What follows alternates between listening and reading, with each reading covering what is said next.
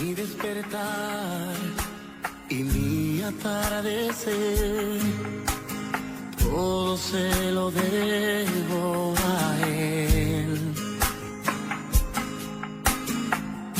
Si en mi vivir no existiera él, no sé qué sería de mí,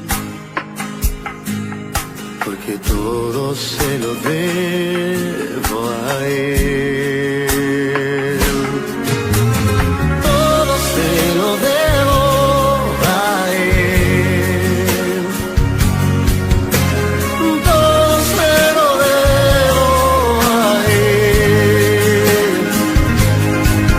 Mi vida y sustento, mi fuerza y esperanza, todo se lo debo a él.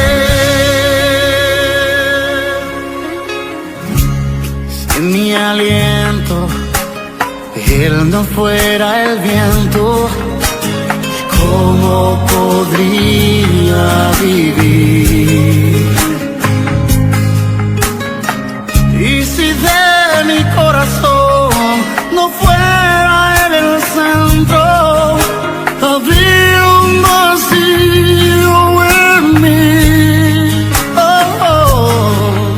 Y es que todo se lo debo a él.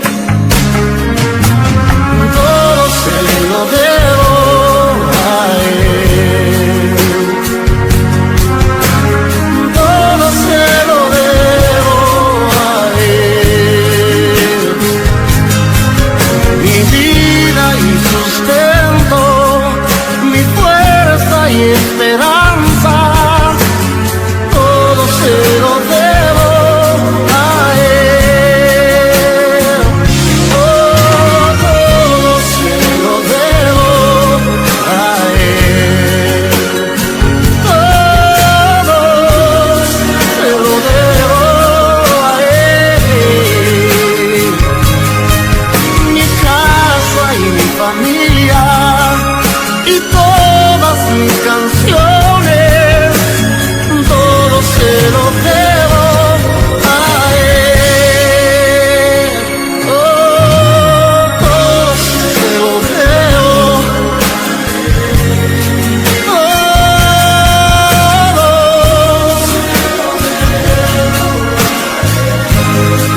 Mi vida y mi sustento,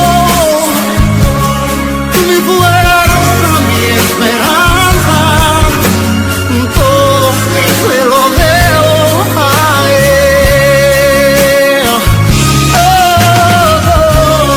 se lo debo a él.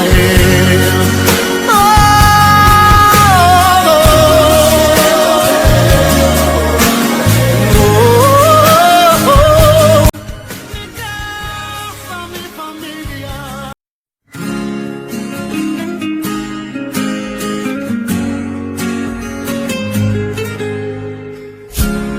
Mi despertar y mi atardecer, todo se lo debo a él. Si en mi vivir no existiera él, no sé qué sería de mí, porque todo se lo debo a él. Todo se lo debo a él.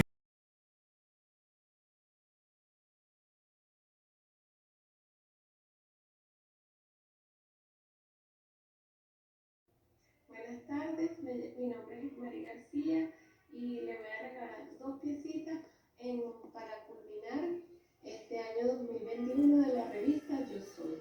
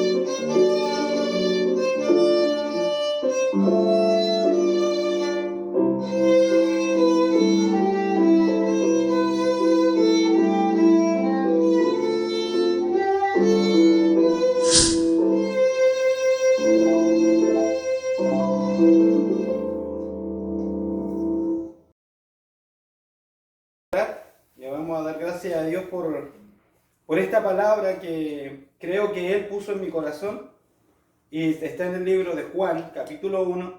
Antes de orar, una pequeña información. En los tres libros primeros, que son Mateo, Marcos y Lucas, son los conocidos como evangelios sinópticos, porque hacen una sinopsis o un resumen de lo que hizo Cristo en la tierra, cuando estuvo con nosotros, cuando estuvo entre los hombres. Y el evangelio de Juan es el evangelio de la deidad. Lo que hace Juan no es tanto lo que él hizo, sino quien él es, sino como el Dios que vino, descendió, que se hizo hombre. ¿Okay? Entonces vamos a orar primero. Padre, en el nombre de Jesús te damos gracias por tu amor, por tu misericordia, por tu bondad, porque siempre estás con nosotros. Te damos gracias, Señor, porque tú eres eterno, eres soberano, eres el todopoderoso, el que habita desde la eternidad y hasta la eternidad. Señor, y aún así nos amaste de tal manera que enviaste a tu propio Hijo para venir y a venir con un propósito que era el de morir en la cruz para que nosotros pudiéramos estar contigo para la eternidad, llenos de felicidad y de gozo. Tu gloria, Señor, tu amor, tu bondad sobrepasan el entendimiento de los hombres. Verdaderamente no lo podemos comprender, no lo podemos entender, pero sabemos que es real. Gracias por esta noche. Te pedimos que perdones todos nuestros pecados, todas nuestras faltas, todas las cosas que de nosotros no te agradan y que podamos ser mejores delante de ti con tu ayuda, con la ayuda de tu Espíritu Santo, Señor. Amén. Amén. En el nombre de Jesús, amén. Voy a empezar a leer desde el principio, en el versículo 1. ¿Okay? Voy a tratar, como les dije, de hacer esto no tan largo, no tan extendido, porque hay mucho de qué hablar aquí. Dice así: en el principio era el verbo. No que el verbo empezó a existir en el principio, sino que ya era, o sea, ya estaba. En el principio, digamos, en el principio de lo que conocemos nosotros como el tiempo en este lugar. Y el verbo era con Dios, o sea, estaban juntos. Y el verbo era Dios, o sea, que el verbo es Dios. ¿Okay? Voy a leer entonces el versículo 2, dice así: este era en el principio con Dios, todas las cosas por Él fueron hechas, y sin Él nada de lo que ha sido hecho fue hecho. Entonces, si vamos al Génesis y vemos en el Génesis capítulo 1, versículo 1, bien simple, dice así: en el principio lo creó Dios los cielos y la tierra. Versículo 1, capítulo 1 de Génesis. Libro de Juan. Dice, este era en el principio con Dios. Todas las cosas por Él fueron hechas. ¿Está hablando de quién? De Cristo. Que todas las cosas fueron hechas por Cristo. En el Antiguo Testamento nos muestra que es Dios o la Trinidad en acción. ¿Ok? Y sin Él nada de lo que ha sido hecho fue hecho. En Él estaba la vida y la vida era la luz de los hombres. La luz en las tinieblas resplandece y las tinieblas no prevalecieron contra ella. Jesús vino a este mundo y eres la luz de los hombres. No estamos hablando de una luz física, sino de una luz espiritual que nos guía a la presencia de Dios por la eternidad. ¿Okay? Es la presencia de Dios. Él nos quiere llevar a su presencia. Él tiene más deseo de que nosotros estemos en su presencia que nosotros mismos. ¿Okay?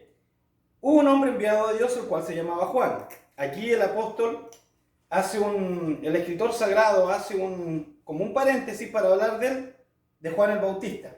Terminó los primeros versículos hablando de quién es el verbo, dándonos una pequeña idea de quién es el verbo, de que el verbo estaba con Dios, de que el verbo es Dios y que Él creó todas las cosas. Y de pronto salta en el versículo 6 y dice, hubo un hombre enviado de Dios, el cual se llamaba Juan. Este vino por testimonio para que diese testimonio de la luz y vuelve a la luz, vuelve a tocar el tema de la luz. O sea que Juan no era el que había de venir, sino que era el que iba a abrir el camino y hablar del que había de venir. Dice, para dar testimonio de la luz, a fin de que todos creyesen por él, por testimonio de Juan. No era él la luz, sino para que diese testimonio de la luz. Aquella luz verdadera que alumbra a todo hombre venía a este mundo. En el mundo estaba, y me quiero centrar en este versículo, en el versículo siguiente, perdón. En el mundo estaba y el mundo por él fue hecho, pero el mundo no le conoció. En el mundo estaba, él hizo el mundo, él creó todas las cosas, pero el mundo no le conoció. Y aquí viene lo más interesante, dice, a lo suyo vino. Y yo me pregunto, ¿qué querrá decir el escritor cuando dice a lo suyo vino? Y los suyos no le recibieron. Ahí hay una coma y dice, y los suyos, su pueblo, no le recibieron. O sea, Cristo vino con un propósito, a lo suyo. Vino a cumplir una misión. Él vino a lo suyo, a lo que Él venía. Él no vino para hacer su voluntad, sino la voluntad del que le envió, que es la voluntad del Padre. Él siempre dijo, siempre Él lo dijo, yo no he venido a perder, sino a ganar lo que se había perdido. Esta es la voluntad de mi Padre, que de todos los que me dé, no pierda yo a ni uno. De todos los que Él me dé, yo no pierda a nadie. Entonces, Él venía con un propósito, había una misión. Pero ¿quién es Jesús? ¿Quién es este hombre que vino, que entró en el vientre de una mujer virgen, escogida de Dios, y nace siendo Dios? ¿Quién es este hombre tan extraordinario? Entonces, para eso tengo que retroceder en el tiempo y empezar a ver. Me meto en el versículo 1 y dice, este hombre era el verbo de Dios. O sea que estaba en el principio, antes de que todas las cosas fueran hechas, ya estaba. Existía desde la eternidad y hasta la eternidad. Creó todas las cosas, todos los ángeles, arcángeles, serafines, querubines. Creó todas las estrellas que hay en el universo y hay miles de millones, de cientos de millones de estrellas. Entonces, un ser sumamente poderoso que la mente humana no lo logra entender. ¿Cómo puede haber alguien con tanto poder, con tanta sabiduría, con tanto conocimiento, y que venga de pronto y se haga hombre? Se haga hombre, decida habitar en un cuerpo humano. Entonces digo yo, ¿será real que este Jesús es realmente el Hijo de Dios? Y le pregunto a quién, a la Biblia. Porque en la Biblia es donde están todas las respuestas. La Biblia se interpreta a sí misma. En la Biblia están las respuestas más profundas que nosotros podamos tener. Entonces voy al Génesis y digo, ok, vamos a ver en el libro de Génesis. Y veo en el libro de Génesis que cuando Dios decidió crear al hombre, en el capítulo 1, versículo 26, si mal no recuerdo, dice, entonces dijo Dios, hagamos. Hagamos. No estaba solo. Y Dios no estaba loco, no estaba hablando con un espejo. Entonces dice, hagamos. Bueno, si está rodeado de ángeles, ¿será que le habló a los ángeles? Pero nace la otra respuesta, los ángeles no tienen poder para crear. Por lo tanto, no pueden ser copartícipes en la creación del hombre o de la tierra y de las cosas que Dios creó. No pueden ser copartícipes si no tienen poder para crear. Ya estaba todo hecho, las plantas, los animales, todo estaba en orden. Y Dios decide crear al hombre. Dice, entonces dijo Dios. Es el único versículo que se encuentra en que Dios habla consigo mismo. Tienen una conferencia y dice, hagamos al hombre a nuestra imagen conforme a nuestra semejanza. Y señoree en los peces del mar y en las aves de los cielos. Dice, y en las bestias y en toda la tierra y en todo animal que se arrastra sobre la tierra. Y creó Dios al hombre. Entonces vuelvo al singular. Primero me habla de que Dios está hablando consigo mismo acerca de crear al hombre. Y luego me dice que Dios, en singular, creó al hombre. Y creó Dios al hombre. Entonces veo que aquel varón extraordinario que vino y que caminó entre nosotros no era otra persona más que el Dios Todopoderoso que decidió venir. Y digo, pero bueno, vamos a seguir investigando. Tal vez tenga alguna otra respuesta. Y me vuelvo al mismo libro de Génesis y encuentro que en el Génesis capítulo 11, digo, a lo mejor fue una mala traducción, a lo mejor alguien se equivocó. Y voy al capítulo 11 y encuentro que ahí Dios nuevamente decide hacer algo y tiene una conferencia consigo mismo. Estaban en el capítulo 11, versículo 7. ¿Por qué Dios tiene una conferencia consigo mismo nuevamente? Porque la maldad del hombre que había creado era tan alta y querían hacer una torre que llegara hasta el cielo para tener comunión con los demonios. Y lo digo con la certeza de que era con los demonios, porque todas las edificaciones antiguas que se han encontrado de esas fechas tenían ciertos tipos de piedras y materiales que se usan para la brujería, para la hechicería, para el contacto con los demonios. O sea que no querían, el propósito de ellos no era hacer la voluntad de Dios. Dios hizo al hombre y le dio una misión y era cuidar el huerto y llenar la tierra y sojuzgarla. Pero cuando vino el diablo y le robó al hombre este derecho, entonces Dios arregla las cosas nuevamente y le dice que llene la tierra, pero ya no tiene el dominio sobre la tierra, porque le fue quitado, le fue robado. Entonces el hombre, en vez de llenar la tierra, deciden juntarse. Dice, hagamos una torre que llegue hasta el cielo para que nos hagamos un nombre. Se juntaron a hacer todo lo contrario a lo que Dios mandó.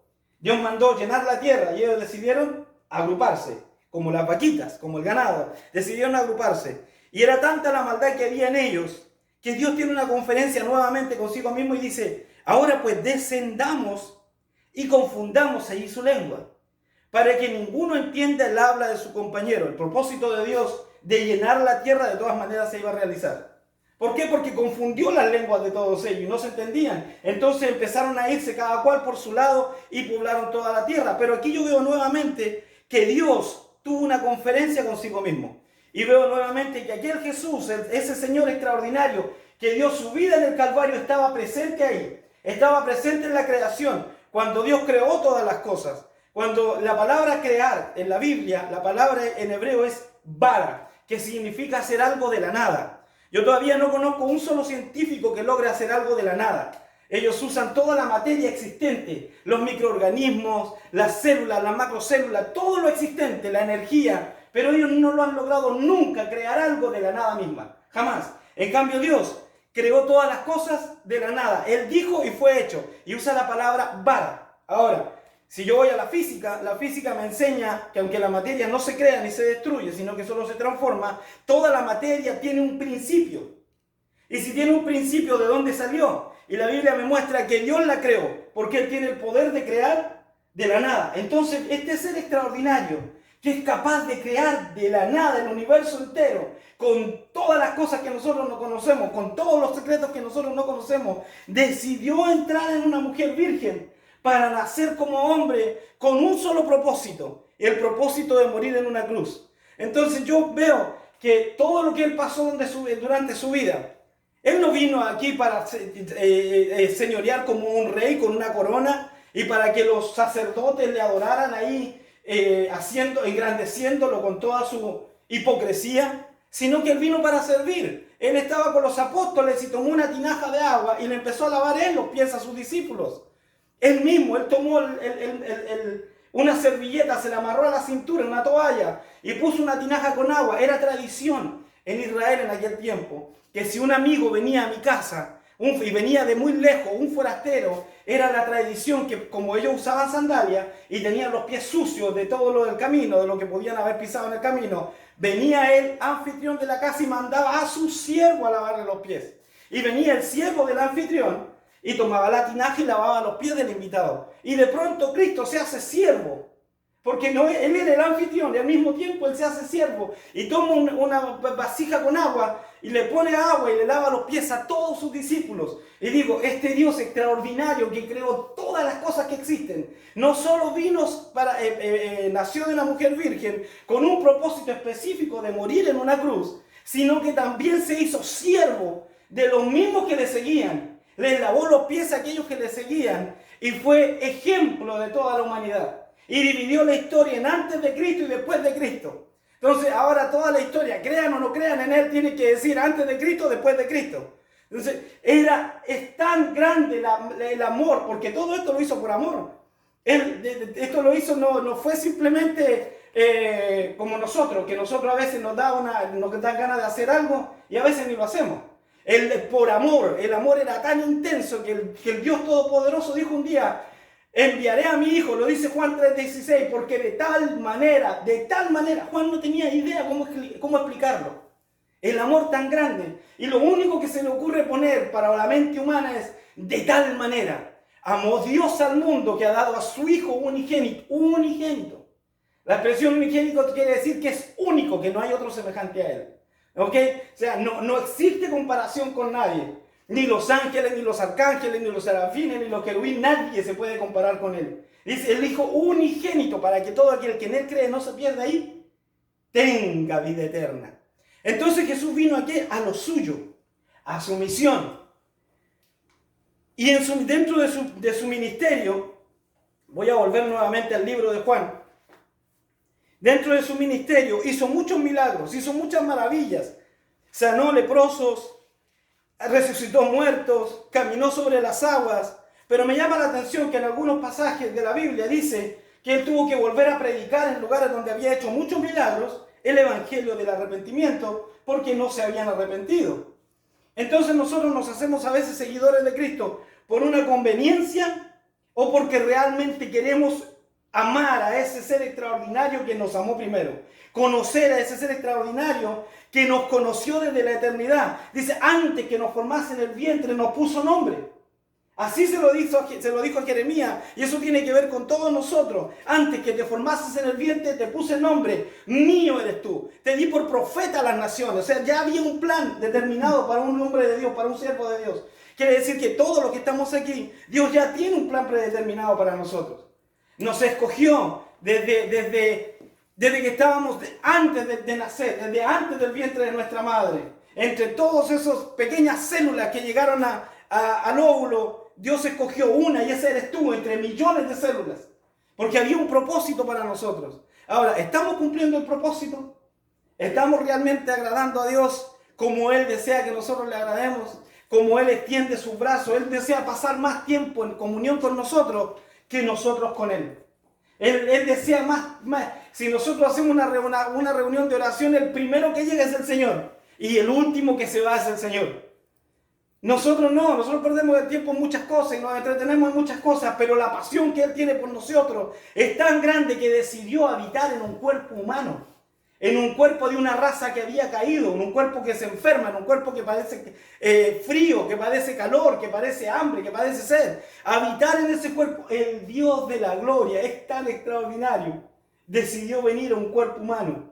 Y no solo venir, sino que hacerse siervo. Y no solo hacerse siervo, sino que morir en una cruz. ¿Y para qué morir en una cruz? Para completar un sacrificio para que nosotros pudiéramos tener entrada directa al trono del Padre. Por eso el día que Él murió, el velo del templo se rasgó de arriba abajo. Se rasgó. Era un manto grueso, dicen los historiadores, grueso, que si ponías un par de caballos a un lado y un par de caballos al otro y lo tiraban, no lo podían romper. Mas sin embargo, ese día que Él murió, hubo un terremoto y el velo se rasgó de golpe, ¡boom! Como cuando tú rajas un paño, de golpe, de arriba abajo, no de abajo hacia arriba. Que los sacerdotes, cuando llegaron y vieron esto, quedaron atónitos. ¿Por qué? Porque se abría la entrada, símbolo de la entrada al cielo, se abría la entrada al lugar santísimo del templo. Nadie podía entrar al lugar santísimo, solamente el sacerdote, una vez al año. Y para ser sacerdote había que ser de la tribu de Levi, no bastaba con ser judío, tenía que ser de la tribu de Levi. Y para ser de la tribu sacerdotal tenía que ser de la descendencia legítima de Aarón. Entonces venía el sumo sacerdote, que venía de la descendencia de Aarón, que era de la tribu de Levi, una vez al año, y entraba con su traje sacerdotal azul, que significa gloria, con su pectoral, con los nombres de las 12 tribus, en cada una de esas perlas preciosas en su pecho, en Israel, de los nombres de las tribus de Israel. Entraba al lugar santísimo con una campanita amarrada a su manto y con una soga amarrada en la cintura. Entonces Él entraba a ese lugar santísimo y empezaba a ministrar con un incensario en la presencia de Dios. Tenía que estar en ayuno por 4 días por lo menos. Entraba a ese lugar santísimo y empezaba a ministrar. Y si había algo en Él que no fuera grato, porque había pecado en su vida, pecado oculto, le diríamos hoy día, el hombre caía muerto ahí mismo. Porque ¿cómo es posible que se presente delante de Dios en inmundicia, delante del Dios Santo? Caía muerto ahí mismo. Entonces los sacerdotes que estaban ahí, lo sacaban de esa soga que estaba afuera, por eso se amarraba, lo sacaban, lo iban jalando, mirando hacia el lado contrario, por si se abría el manto, no tener que mirar, porque si mirabas estabas muerto. El nivel de la santidad de Dios era tan grande, por eso envió a su Hijo. Entonces cuando Él muere, ese velo se rasga, ¡boom! Y todo el mundo puede ver lo que hay al otro lado. Todo el mundo puede entrar. Simbólicamente estamos diciendo que podemos entrar al trono de la gracia, que podemos entrar a la presencia del Padre. Ahora mismo yo tomo la Biblia, leo un pasaje y oro a Dios y Él me escucha. En el nombre de Jesús. Y yo tomo un pasaje bíblico, estoy en mi casa o estoy en mi carro y digo, Señor, necesito tu ayuda en esta situación. O le digo, Señor, gracias por un día maravilloso. Y Él me escucha.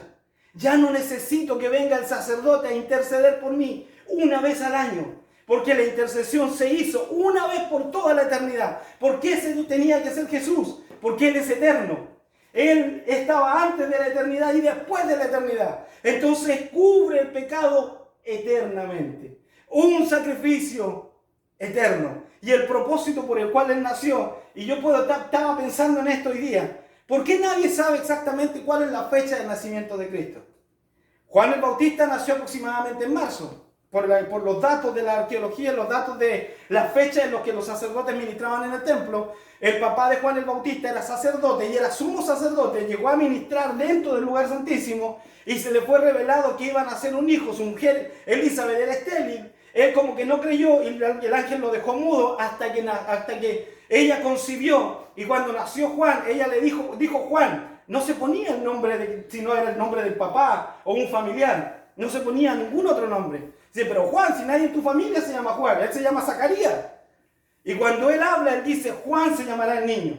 Juan significa el amado, de todas formas. Es decir, Juan o decir el amado exactamente lo mismo. Entonces, Juan se llamará el niño. Y ese niño nace aproximadamente en marzo. Cristo nace 6 meses después. Ellos eran primos. 6 meses después, aproximadamente a fines de septiembre, principios de octubre, nace Cristo. Pero ¿por qué no tenemos la fecha exacta? ¿Acaso Dios estaba interesado en darnos una fecha exacta? Prácticamente podemos decir que no, porque si Él hubiera querido, Él nos hubiera dado una fecha, pero no nos dio una fecha exacta. Simplemente nació entre septiembre, finales de septiembre, principios de octubre. Y yo digo, wow, nadie sabe realmente el día ni la hora en que Cristo nació. Con certeza absoluta, fue el 29 de septiembre a las 3 de la tarde. Nadie puede decir eso. Simplemente, finales de septiembre, principios de octubre. Más o menos, entre esos días. Ni más del 10 de octubre, ni menos del 20 de septiembre. Más o menos, ¿no? Y digo, y así mismo, nadie sabe el día y la hora en que Cristo viene por la iglesia. Nadie sabe en qué momento Cristo, suena la trompeta como estaba tocando la canción, y los muertos en Cristo resucitan primero, y luego los que estamos nosotros vivos, los que hayamos quedado, seremos arrebatados en el aire. Y ahí se cumple el propósito sublime de Dios, que nosotros estemos con Él, junto con todos los que ya están en su presencia, que nosotros también podamos volar y estar con Él en su presencia. Entonces el nacimiento de Cristo que nosotros celebramos ahora en diciembre 25, ¿celebramos qué? Celebramos el gran regalo de salvación. Celebramos que Cristo vino, celebramos que el Padre lo envió, celebramos que Cristo nació. No es el día, no es la fecha, sino es el acontecimiento tan extraordinario de que Cristo vino con un propósito que era morir en la cruz para salvarnos a nosotros. Amén y amén. Padre amado, en el nombre de Jesús te damos gracias por tu amor, por tu bondad, por tu misericordia, porque no podemos entender tanto amor y no podemos entender que con todo tu señorío, con toda tu grandeza, con toda tu gloria, un día decidiste venir a hacerte hombre con el propósito de morir en una cruz de una manera horrorosa, de una manera con tortura inimaginable, para poder que nosotros estuviéramos en tu presencia. Te damos gracias por esta noche, te damos gracias por tu palabra, te damos gracias por cada uno de los que están en este lugar. Te damos gracias porque sabemos que tú eres fiel. Y si eres fiel para enviar a tu propio Hijo, para rescatarnos, eres fiel siempre y en todas las cosas. Y toda nuestra confianza está en ti. Gracias, bendito Rey, en el nombre de Jesús. Aquellas personas que están que van a ver el video por internet, lo único que tienen que decirle al Señor es que perdone sus pecados. Repite ahí conmigo: Señor Jesús, toma mi vida, toma mi corazón, te lo doy, ponlo en tus manos, mi corazón en tus manos, perdona mis pecados y llévame contigo un día a tu presencia. En el nombre de Jesús, Él lo hará. Amén y amén.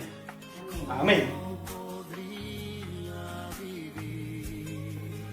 Bueno, hoy les damos la bienvenida, mi esposo y yo, a todos ustedes para terminar el año, agradeciéndoles su amistad, agradeciéndoles su cariño, agradeciéndoles tan generosos que han sido con nosotros. Nos abrieron su corazón, nos abrieron la palabra, nos han dado tranquilidad espiritual, porque estos encuentros los niños son un bálsamo para nosotros. Y esperamos que sigan con esta amistad tan bonita, sigamos todos con esta amistad, encantados de tenerlos aquí. Esta es su casa. Las veces que quieran venir aquí, nosotros con mucho gusto los recibimos así como ustedes nos han recibido en sus casas. Y nada, los queremos mucho, muchas gracias. Esperamos que este sea próspero, espiritual, física y económicamente. Y nada, los queremos mucho, mucho, mucho. Gracias por estar aquí. Que Dios los bendiga, que Dios los bendiga. Amén. Un brindis. Amén. El amor es mutuo. Amén. comida. Sí. Ahora con la comida. Vamos a servir la comida. Bueno, vamos a darle gracias al Señor por la comida. Padre, en el nombre de Jesús te damos gracias. Pues sabemos que todas las cosas, Señor, que tú nos provees vienen de ti con amor. Te damos gracias por los alimentos, te damos gracias por Luz y Lidia, te damos gracias por su hogar, por sus hijos. Y te pedimos que tu bendición siempre esté con ellos, que siempre les abras puertas y que siempre la abundancia de tu corazón esté en este hogar. Gracias, bendito Rey, en el nombre de Jesús. Amén. Amén.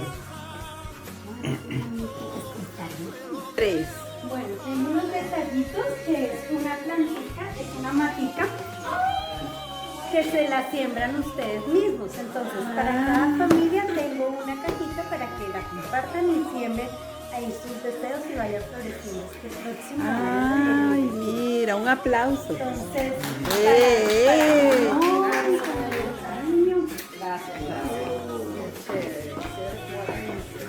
para mi Antonieta, la que mucho cariño. Ya te doy otro abrazo. Y para mi Ceci, mi amiga del alma. Gracias, Lucecita. Entonces ahí están los detallitos y ahorita vamos a hacer nuestro cuadro de deseos para el día. Claro. Mi despertar y mi atardecer, todo se lo debo a Él. Si en mi vivir no existiera Él, no sé qué sería de mí, porque todo se lo debo a Él. Todo se lo debo a Él. Todo se lo debo a Él. Mi vida y sustento, mi fuerza y esperanza, todo se lo debo a Él. Si en mi aliento Él no fuera el viento, ¿cómo podría vivir? Y si de mi corazón no fuera Él el centro, habría un vacío en mí. Oh, oh. Y es que todo se lo debo